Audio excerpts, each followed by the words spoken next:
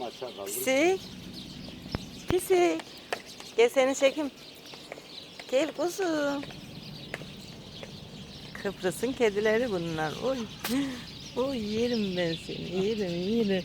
Aha sevdirdi kendini. Kokusunu aldı ha.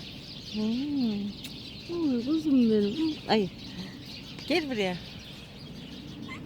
Mi. Seni pambağa götürün mü? Ha? Ha, git kuş yakala. Allah'ım yarabbim.